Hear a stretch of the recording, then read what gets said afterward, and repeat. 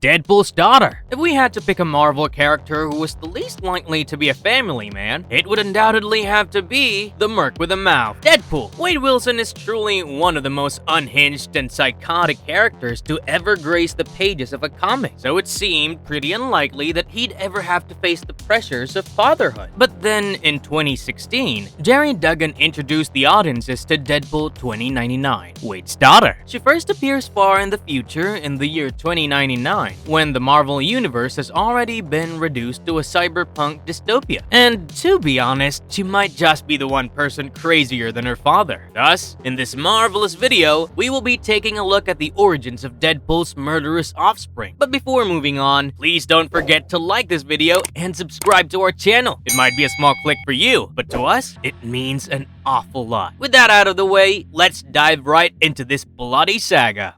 Exploring the backstory of Warda Wilson, aka Deadpool 2099. Deadpool 2099 first appeared in the comic Deadpool Volume 6, Number 6, where she even graces the cover. At even a customary glance, it's evident that this Merc is one from the future. The costume still holds the iconic red and black palette, but has been upgraded with technology that seems far too advanced for our simple psychopath. We soon realize that this isn't really Deadpool, but a young girl who seems to be operating under the moniker in this dystopian future. The world in this reality is colorful, vibrant, and yet horrifying. Most of the heroes we have known for so long have either grown old or passed away, leaving a clear power vacuum in this futuristic civilization. Warda Wilson, or Deadpool 2099, has kind of a twisted family history, to put it mildly. Both her parents are bloodthirsty maniacs, namely Wade and Shikla, the queen of the underworld. With a family like that, it's safe to say that the childhood was not easy. Perhaps it was a good thing that her parents separated when Warda was still young, with Shikla raising the young girl for the most part. The Queen of the Underworld also took care to keep wards in the dark about Deadpool. After all, the idea of having Deadpool as their father might be too horrifying for most. Shikla disappeared from Warda's life when she was still young, and for almost a decade afterward, the youngster remained oblivious to the whereabouts of her mother. But we soon figure out that the absence of her mother is something that bears heavily on the young Deadpool. Of course, instead of dealing with this in a mature way, she instead chooses to massacre a whole bunch of people to make herself feel better. At this point, we're almost certain that this is just a Wilson family trait, but we also learn throughout the story that the object of Warda's boundless hate is none other than her father, Wade. We kind of get it if we're being real here. Now that we have a brief understanding of Warda's character, let's make our way to her story arc to see what drives the young anti-hero towards such brutal violence. We don't know how the writers pulled it off, but prepare yourselves for a story where Deadpool almost comes across as a sensible father and a hopeless romantic.